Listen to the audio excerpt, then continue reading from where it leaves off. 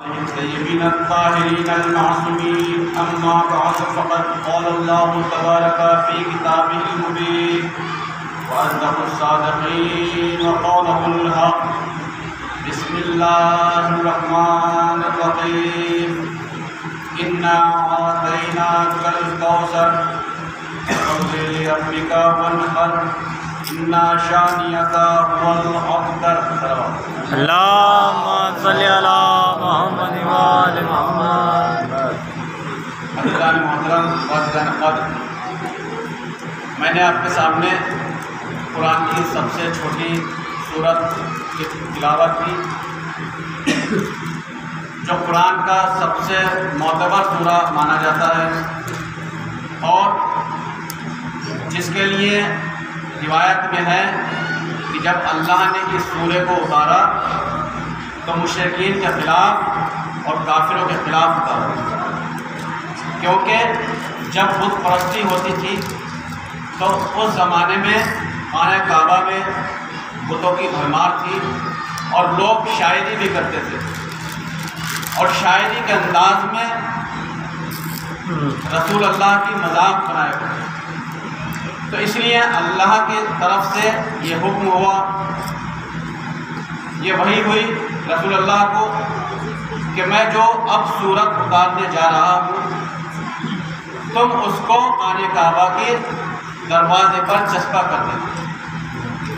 تو جب یہ واقعہ پیش آیا اور رسول اللہ نے اس سورے کو دروازے کے اوپر لٹکایا تو جب لوگوں نے دیکھا تو حیران تھے کہ یہ کیا چیز لکھی ہوئی ہے. اس سورے کو دیکھنے کے بعد لوگوں کے چہرے اتر گئے اور ان کی شاعری جاری کی گئی.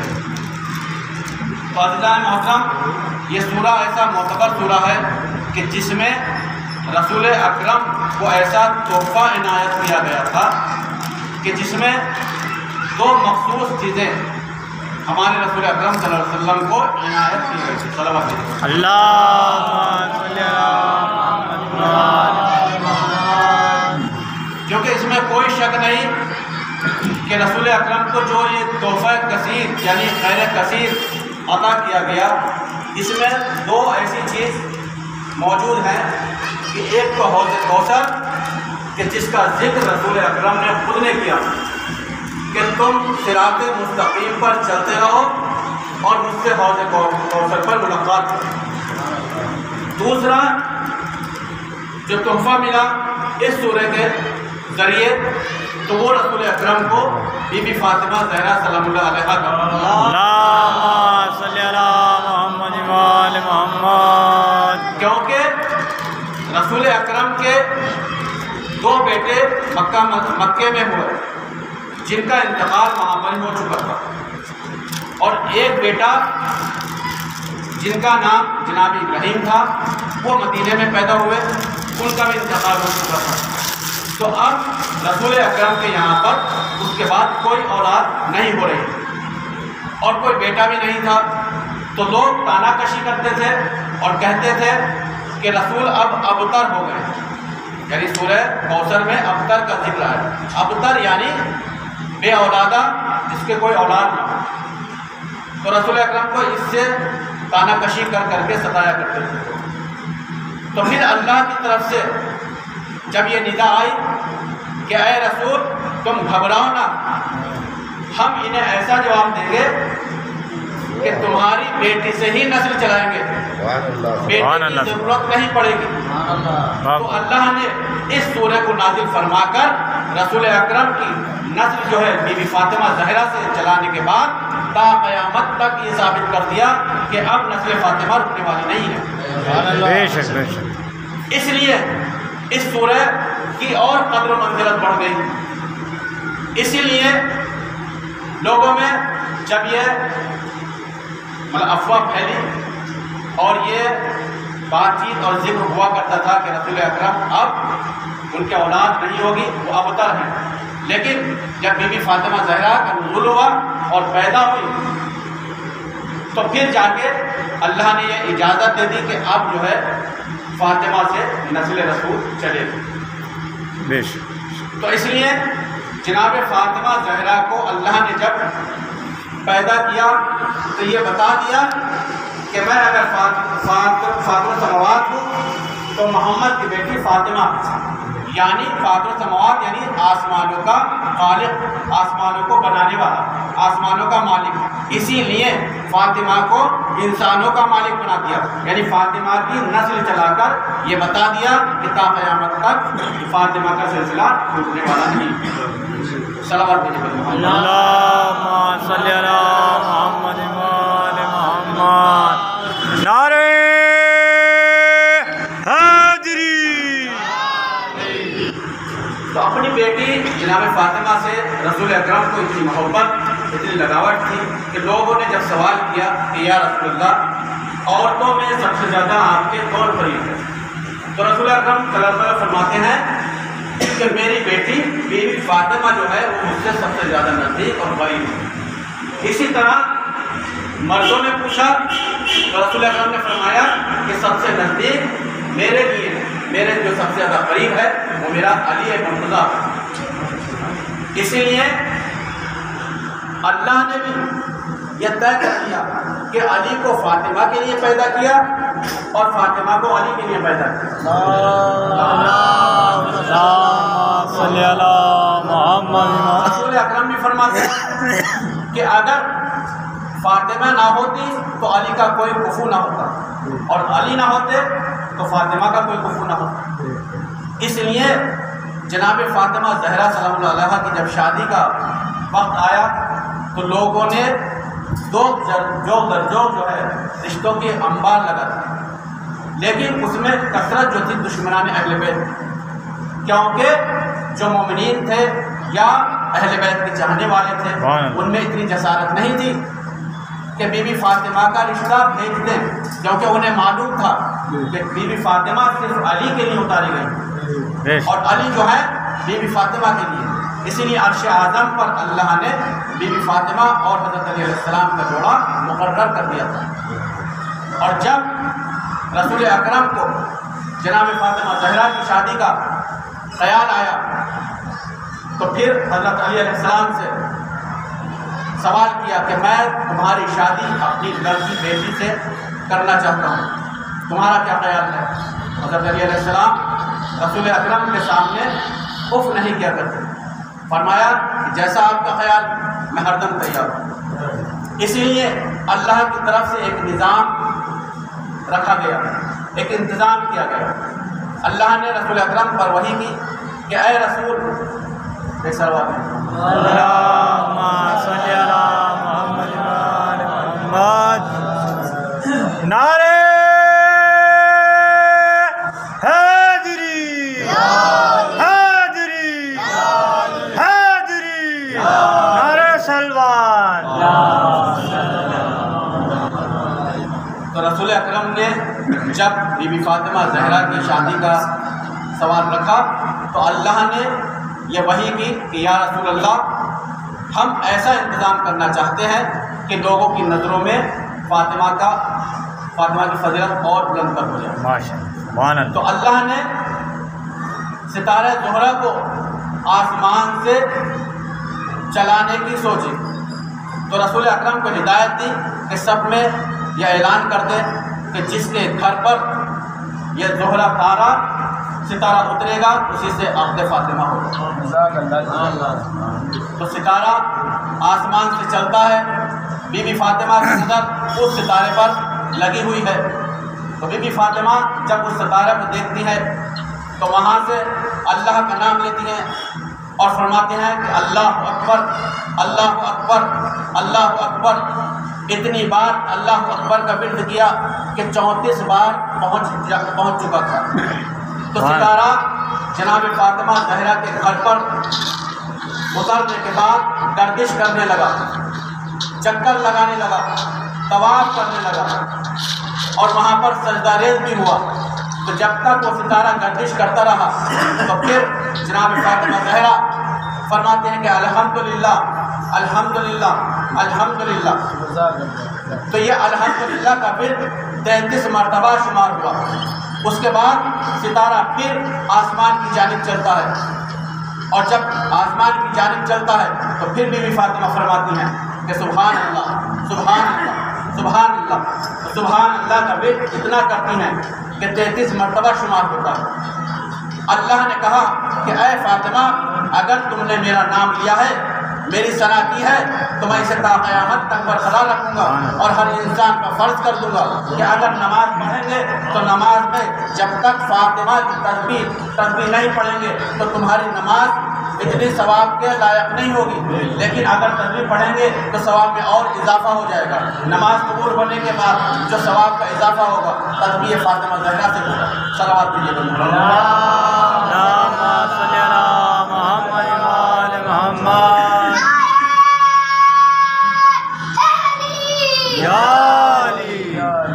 محترم، یہ ہے بی بی فاطمہ زہرا کی فضیلت اور مولا علی کی فضیلت۔ اسی لیے بی بی فاطمہ زہرا جگہ جگہ مولا علی کی خدمت کرتی ہیں اور ان کے ساتھ ساتھ شانہ بشانہ اس طریقے سے رہتی ہیں کہ اگر ان پر مصیبتیں آتی ہیں تو مصیبتیں بھار کٹاتی ہیں، ان کی دلجوئی کرتی ہیں۔ کبھی کوئی ایسی شرط یا کوئی ایسا شکوہ نہ کیا کہ کبھی کوئی فرمائش کی ہو اور مولا علی اس فرمائش کے انتظار میں رہے، کیونکہ جب بی فاطمہ کا وصال ہوا، آخری لمحات تھے، تو مولا علی نے خود خواہش ظاہر کی تھی کہ اے فاطمہ، تم نے کبھی مجھ سے کوئی خواہش نہیں کی، کوئی شکوہ نہیں کیا، کوئی ضرورت پیش نہیں آئی ایسی کہ جس سے میرے لیے خواہش ظاہر کر۔ بی بی فاطمہ کہتی ہیں کہ اللہ نے آپ جیسا اگر شوہر مجھے دے دیا ہو کہ جس نے آپ کے لیے مجھے پیدا کیا ہو اور میرے لیے آپ کو پیدا کیا ہو، تو پھر مجھے کس چیز کی ضرورت ہے؟ میرے لیے آپ ہی سب کچھ تھے، لیکن مجھے بھی شکوہ ہے کہ آپ نے کبھی میرے لیے بھی کوئی ایسی خواہش ظاہر نہیں کی کہ جس سے میں بھی آپ کی کوئی خدمت کر سکتی، میں آپ کی کوئی خدمت نہ کر سکی۔ تو یہ شکوے اور یہ گلے ہوتے رہے۔ رسول اکرم وہاں پر تشریف فرما ہے، اور جب رسول اکرم اپنی بیٹی کے بارے میں ذکر کرتے ہیں تو بیٹی کے بارے میں وہ خود فرماتے ہیں کہ فاطمہ میرے جگر کا ٹکڑا، فاطمہ بذات منی، فاطمہ میرا جگر کا ٹکڑا ہے، فاطمہ میرے اتنے نزدیک ہے کہ میرے ماں کا درجہ رکھتی ہے فاطمہ۔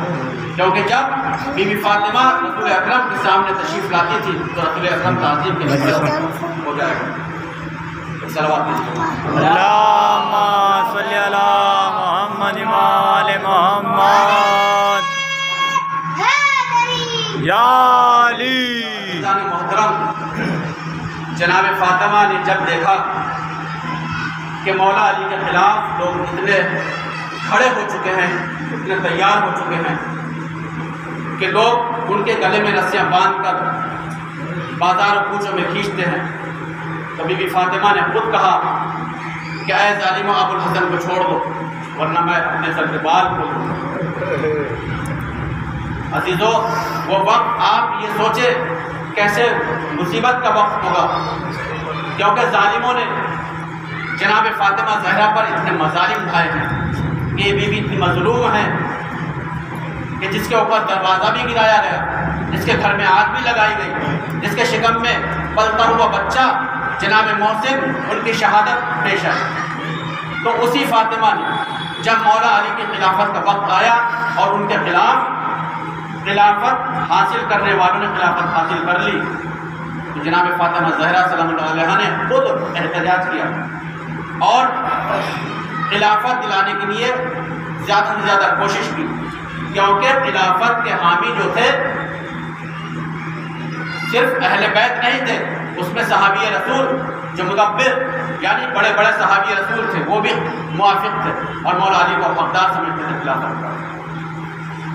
اس میں ایک نام سب سے پہلے خلیفہ یعنی حضرت ابو بکر کے والد خود موجود ہیں جو ابو قحافہ ہیں، وہ بھی علی کے حامی تھے، کیونکہ جب ان کے بیٹے نے ان کے پاس خط لکھا کہ اے بابا جان، مجھے اللہ نے خلیفہ چن لیا، میں اللہ کی طرف سے خلیفہ چن لیا گیا، لوگوں نے مجھے خلیفہ چن لیا ہے، میں خلیفہ بن گیا، تو آپ کو مبارک ہو۔ تو اب جواب میں انہی کے والد یعنی باپ لکھتے ہیں کہ تمہیں کس نے حق دیا، کس نے چنا، تمہاری باتوں میں خود تضاد ہے۔ ایک طرف بولتے ہو کہ اللہ نے چن لیا ہے، دوسری طرف بولتے ہو کہ لوگوں نے چن لیا ہے، تیسری طرف بولتے ہو کہ میں خلیفہ بن چکا ہوں۔ تو پھر سے رد و بدل جب ہوا تو ابو بکر کہتے ہیں کہ جب علی کا نام لیا ابو قحافہ نے تو ابو بکر کہتے ہیں کہ علی کم سن ہے، میں سن رسیدہ ہوں، اس لیے میرا حق بنتا ہے کہ میں خلیفہ بنوں۔ علی کا اس لیے بھی حق نہیں بنتا۔ تو ابو قحافہ یعنی ابو بکر کے باپ کہتے ہیں، حضرت ابو بکر کے باپ کہتے ہیں کہ اگر تم سن پر جاتے ہو تو تم سے تو زیادہ ضعیف میں ہوں، پھر تو خلیفہ کا حق مجھے زیادہ چاہیے۔ یعنی لوگ اگر چنے تو ضعیفی کے لیے مجھے خلیفہ چن سکتے ہیں، پھر تمہارا حق کہاں بنتا ہے؟ تو وہاں پر بھی خلافت کے موافق جناب ابو بکر کے باپ ابو قحافہ بھی تھے۔ اسی میں ابو قحافہ جیسا صاف کو انسان، بلال جیسا باکمال انسان، اور سلمان فارسی جیسے مدبر حکیم، اور یعنی ایسے ایسے عمار یاسر، ابو ذر غفاری، ایسے ایسے صحابہ جو تھے علی کے ساتھ تھے۔ تو ہمیں فخر ہے کہ جب یہ سارا گروہ علی کے ساتھ ہے تو پھر ہم اکیلے نہیں ہیں، کیونکہ وہ بھی غدیری مسلمان تھے، ہم بھی غدیری مسلمان ہیں۔ وہ بھی علی کو بلا فضل خلیفہ مانتے تھے، ہم بھی بلا فضل خلیفہ مانتے ہیں۔ تو پھر ہم پر کوئی ایسا انگلی نہ اٹھائے کہ ہم نے اپنی طرف سے علی کو خلیفہ مان لیا، کیونکہ علی کو اصلیت میں اللہ نے پہلا ہی خلیفہ مقرر کیا تھا، لیکن لوگوں نے زور زبردستی کر کے علی کو موقع نہیں دیا، اور ابو بکر بھی بن گئے خلیفہ، عمر بھی بن گئے، عثمان بھی بن گئے۔ لیکن جب حضرت علیہ السلام چوتھے خلیفہ یعنی ان کی نظر میں بنے تو پھر مولا علی نے اپنی حکومت ایسے دکھائی کہ لوگوں کو اس میں بھی انتشار پیدا ہوا، اس میں بھی تشدد پیدا ہوا، اس میں بھی شرپسند جو ہے اپنے اپنے دلوں سے باہر نکلے، اور مولا علی کے خلاف اتنے آئے کہ مولا علی کی شہادت بن گئی۔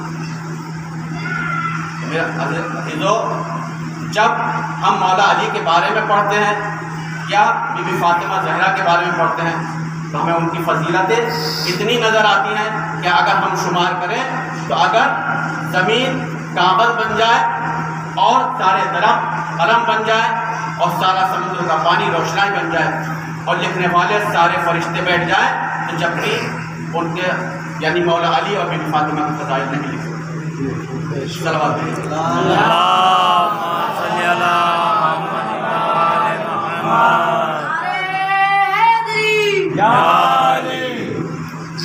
روز تاخیر مجلس میں ہو ہی جاتی ہے، کیونکہ لوگ بھی دیر سے آتے ہیں اور مجلس بھی زیادہ دیر سے ہوتی ہے، لیکن اسی لیے کچھ مختصر کر کے وقت کے دائرے میں رہ کر ہم گفتگو کو تمام کریں گے۔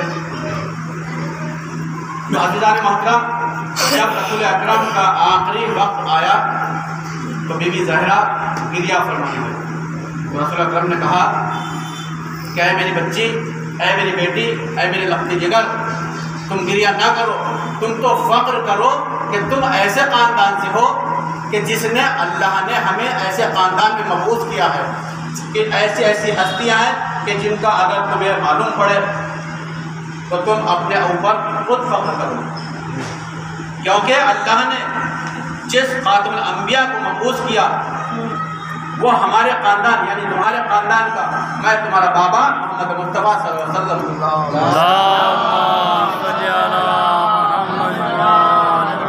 اور اگر دیکھو سید الاوصیاء یعنی جو میرا وصی ہے، اللہ کا ولی ہے، وہ تمہارا شوہر علی مرتضیٰ ہے، اس کی وہ ہستی ہے کہ عرش اعلیٰ پر مجھ سے اس نے گفتگو اللہ کے لہجے میں بھی، جب ہی وہ وجہ اللہ کہتا ہے۔ ادھر دیکھیں تو تمہارے دونوں بیٹے جو حسن و حسین ہیں، سید و شباب اہل جنت ہیں، جنت کے سردار ہیں، تم ان کی ماں ہو۔ اور اگر ادھر دیکھیں تو جناب حمزہ جو سید الشہداء اللہ کی نظر میں ہے اور اللہ کی نظر میں عظیم شہید ہے، امیر حمزہ، جن کا جگر پاش پاش کر کے چبایا گیا تھا، وہ تمہارا چچا وہ اس مقام پر فائز ہے، اس کی وہ فضیلت ہے کہ جو اللہ کی نظر میں سب سے زیادہ اعلیٰ شہید ہے۔ ادھر اگر دیکھیں تو تمہارے چچا جناب جعفر طیار، جن کو اللہ نے پر دیے، جو بہشت کے فرشتوں کے ساتھ آسمان میں بلند ہیں، تو تم اس درجے پہ فائز ہو، تمہیں فخر کرنا چاہیے، گریہ نہ کرو۔ عزادارو، یہ وہ مظلومہ ہے کہ اس پر وہ مصیبت اٹھائی گئی کہ بی بی فاطمہ کو ظالموں نے رونے بھی نہ دیا۔ جب بابا کا انتقال ہو گیا اور بی بی فاطمہ رویا کرتی تھی تو لوگوں کی آواز اٹھنے لگی کہ اے علی، فاطمہ سے کہہ دو کہ یا تو رات کو رویا کریں یا دن کو رویا کریں۔ تو بس عزیزو، آپ کی زحمت تمام۔ ایک بی بی مدینے میں کہ جس پر رونے پر پابندی لگائی گئی، دوسری بی بی شام کے زندان میں کہ جس پر بھی رونے پر پابندی لگائی گئی۔ ادھر بھی رات کو رونے کو کہا گیا ایک وقت، یا دن کو رونے کو کہا گیا۔ ادھر یزید کا حکم تھا کہ اس بچی سے کہو کہ یا تو رات کو رویا کرے یا دن کو رویا کرے، اس کے رونے سے ہمارے دل دہلتے ہیں، ہم پریشان رہتے ہیں، ہمارے آرام میں خلل پڑتا ہے۔ بس عزادار و مظلوم، آپ تصور کریں صاحب اولاد ہیں، جب سکینہ زندان شام میں ہے، اتنی لاغر ہے کہ اب چلا پھرا نہیں جاتا، بھوک پیاس سے اتنی حالت ابتر ہو چکی ہے کہ سکینہ صرف زمین میں رگڑ رگڑ کے چلتی ہیں، کبھی اپنے بھیا سجاد کے پاس جاتی ہیں، کبھی پھوپھی زینب کے پاس جاتی ہیں، کبھی اپنی اماں کے گود میں اپنا سر رکھ کر کہتی ہیں کہ اے اماں، میں روز ان پرندوں کو دیکھتی ہوں کہ یہ پرندے کبھی تو ادھر جاتے ہیں، کبھی شام کو ادھر جاتے ہیں، تو یہ کیا کرنے جاتے ہیں؟ تو سکینہ کی والدہ گرامی نے کہا کہ اے بیٹی، یہ پرندے جب صبح کو جاتے ہیں تو اپنا کھانا تلاش کرنے جاتے ہیں، جب شام کو واپس آتے ہیں تو یہ اپنے آشیانوں میں اپنے گھروں میں جاتے ہیں۔ بس گھر کا نام سننا تھا، سکینہ تڑپ گئی اور اپنی مادر گرامی سے بولی کہ اے اماں، کیا ہمیں بھی نصیب ہوگا اپنے گھر جانا؟ کیا میں سغرا سے مل پاؤں گی؟ میری بہن سغرا کا کیا حال ہوگا؟ عزادار و مظلوم، مادر گرامی یعنی ام رباب تڑپ گئی، اور سکینہ کا یہ حال دیکھ کر پھوپھی زینب، جب جناب زینب سکینہ کے قریب آئی، جناب سکینہ کا سر اپنے زانو پر رکھا اور سکینہ سے کہا اے سکینہ سو جاؤ، اے سکینہ سو جاؤ، تمہیں کبھی چین نہیں ملا، تم اتنی پیاسی ہو کہ سکینہ کی پیاس اتنی ہو چکی تھی کہ ہڈیوں میں رس چکی تھی، سکینہ کی پیاس ہڈیوں میں پیوست ہو چکی تھی۔ عزادار امام مظلوم، ایک رات سکینہ کا درد اتنا طویل ہوا کہ سکینہ برداشت نہیں کر پائی۔ وہ رات قیامت کی رات تھی۔ جناب سکینہ کبھی اس پہلو لیٹتی تھی، کبھی اس پہلو لیٹتی تھی، کبھی اپنے مادر گرامی کے گود میں سر رکھ کے سکون پانے کی کوشش کرتی تھی، کبھی اپنی پھوپھی زینب کے گود میں سر رکھ کر سکون پانے کی کوشش کرتی تھی، کبھی بھیا سجاد سے کہتی تھی اے بھیا، مجھے پیاس مارے ڈالتی ہے، میری ہڈیوں نے گوشت چھوڑ دیا ہے، میں اتنی لاغر ہو چکی ہوں کہ بس میں چاہتی ہوں کہ مجھے بابا اپنے پاس بلا لیں۔ ہاں عزاداران مظلوم، رات کا پہر ہے، سکینہ فریاد کر رہی ہے، سکینہ کی آواز بلند ہے۔ ادھر یزید نے اپنے فوجوں کو بھیجا اور اس بچی کا حال دریافت کیا۔ بس عزاداران مظلوم، جب سکینہ کی آواز زیادہ بلند ہوئی تو یزید نے کہا کہ اے فوجیوں، سکینہ کو جا کے چپ کر آؤ، اس سے کہو کہ اب خاموش ہو جائے ورنہ تو تازیانے لگائیں۔ ادھر شمر نہیں چلتا ہے، جب شمر یہ سکینہ کے پاس پہنچتا ہے تو سید سجاد کہتے ہیں اے شمر نہیں، بس اب رحم کر، اس بچی کا آخری وقت ہے، بس اب رحم کر، اب تازیانے مت مارنا۔ بس فوجیوں نے یزید سے کہا اے یزید، اب کوئی راستہ نہیں ہے کہ جو سکینہ کو سکون مل جائے۔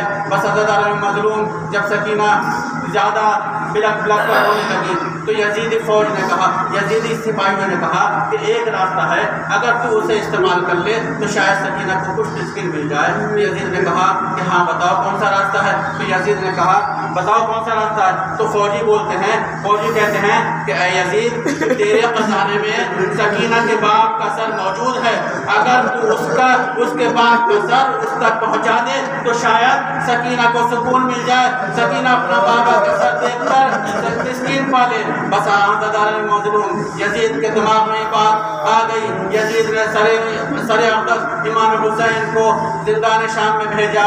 یزید نے جب زندان شام میں امام حسین کے سر کو بھیجا تو زندان شام میں بیویوں کو حرام برپا ہو گیا، بیویاں تڑپ تڑپ کے رونے لگی۔ سکینہ بے ہوش تھی، جب سکینہ کو ہوش آیا تو سامنے رکھا ہوا سر امام حسین یعنی سکینہ کے بابا کا تھا۔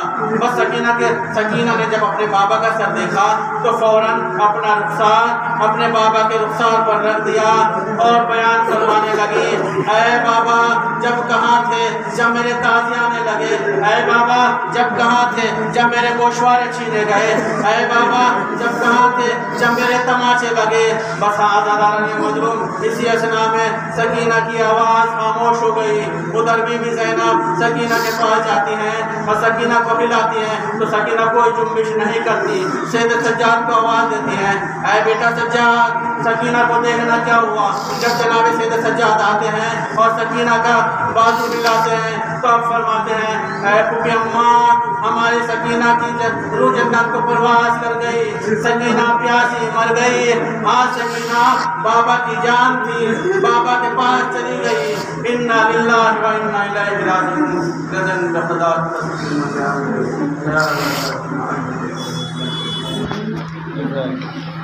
بارے کہا آواز کا رحمت فرما، بارے تمام